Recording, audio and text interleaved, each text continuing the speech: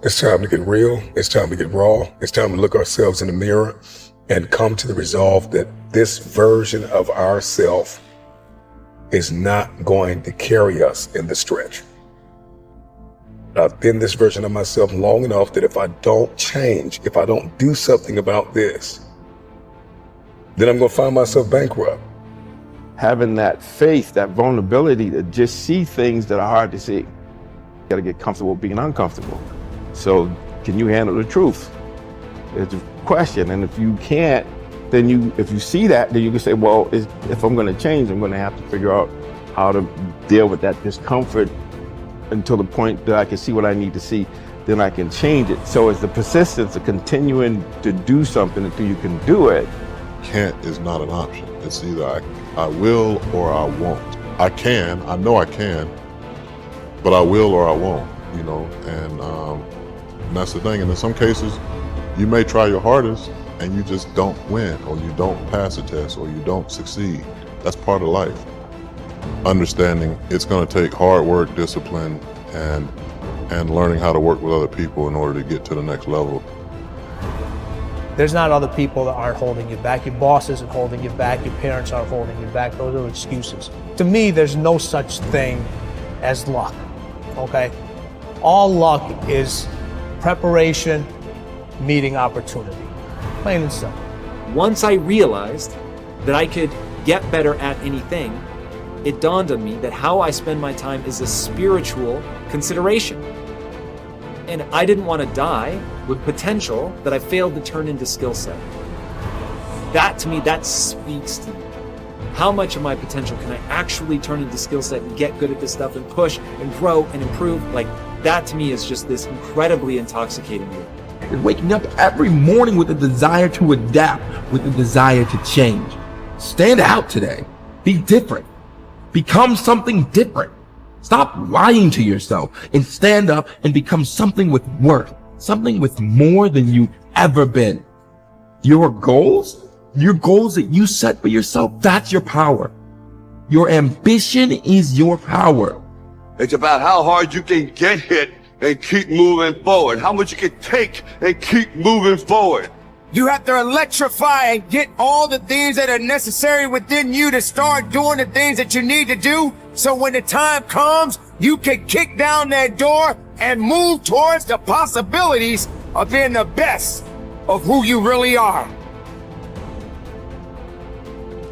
Learning how to concentrate, learning how to focus in, deciding that you're going to focus to develop your skills. You'll be surprised of the ideas that will come to you, of the people that you'll be able to attract, of the opportunities that you'll be able to see. You'll begin to see things that have been standing there looking you in the face saying, I can't believe this has been here all this time. There are so many people in the world and you know, you may be watching this right now, and you have these incredible ideas, and what you think is missing is motivation. And that's not true. Because the way that our minds are wired, and the fact about human beings, is that we are not designed to do things that are uncomfortable or scary or difficult. Our brains are designed to protect us from those things, because our brains are trying to keep us alive. And in order to change, in order to build a business, in order to be the best parent, the best spouse, to do all those things that you know you want to do with your life, with your work, with your dreams, you're going to have to do things that are difficult, uncertain, or scary, which sets up this problem for all of us. You're never going to feel like it. Why is it so hard to do the little things that would improve my life? Waking up and realizing that I'm never going to feel like doing the things that are tough or difficult or uncertain or scary or new, so I need to stop waiting until I feel like it. And number two, I am one decision away from a totally different marriage, a totally different life, a totally different job, a totally different income. Whatever you don't use, you lose. Lack of use causes loss. On this planet. Maybe not the next one, but on this one. If you tie your arm to your body, leave it there long enough, you'll never use it again. It's over. For the arm. Now, it may not be over, but it's over for the arm. The only way to keep the use of this arm is what? Keep using it. If you quit, you lose. Automatically. They don't bring it up for a vote. You lose automatically when you quit.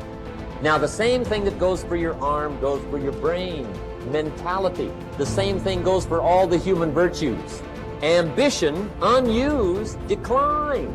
Strong feelings, unused, diminish. It doesn't grow, it diminishes. Faith, unused, decreases. It's a law. Vitality, unused, diminishes. Energy, unused, decreases. The guy says, well, I'm going to save up my energy. You can't do that. That's like trying to save today, put it on the end of the year. See, you can't do that. They'll come take you away.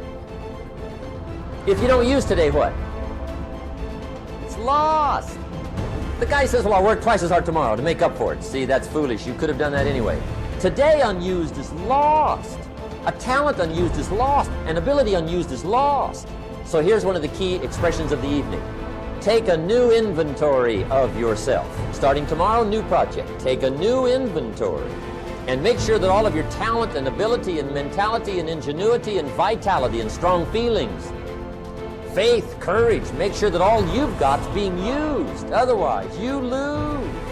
Resolve to focus on the solution and what can be done now, rather than on what happened and who's to blame.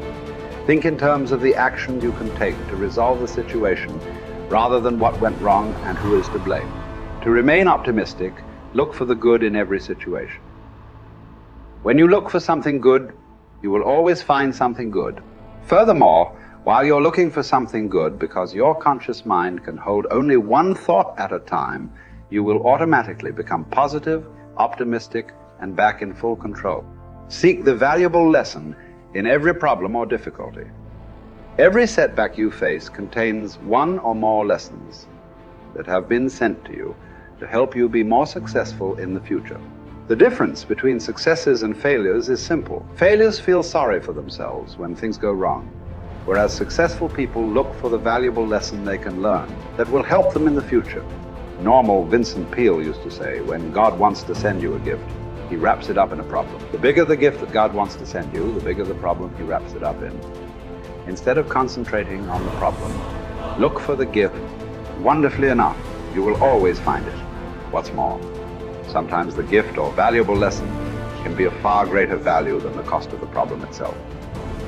Sometimes one lesson that you learn in dealing with a problem can be the key to your long-term success. As Napoleon Hill wrote, within every problem or obstacle lays the seed of an equal or greater opportunity or benefit. Your job is to find it. Continually think of yourself as a strong, powerful, resolute person in the face of adversity. In World War, a British general was described by his superiors. There he stands like an iron peg driven into the frozen ground, immovable. Let this be an accurate description of you whenever you face difficulties or problems of any kind. Resolve to stand like an iron peg driven into the frozen ground. When you resolve in advance that you will never give up, your success is virtually guaranteed. In the final analysis, nothing can really stop you but yourself. In life, it doesn't matter how many times you get knocked down. All that matters is how many times you get back up. If you continue to get back up and press onward, you must eventually reach your goal. Each time you exert yourself, discipline to persist in the face of adversity, you also increase your self-esteem and self-confidence. Then, as your self-esteem increases, you feel stronger, more powerful, and more unstoppable. When you feel better and stronger, you become more capable of persisting the next time, and then the time after that.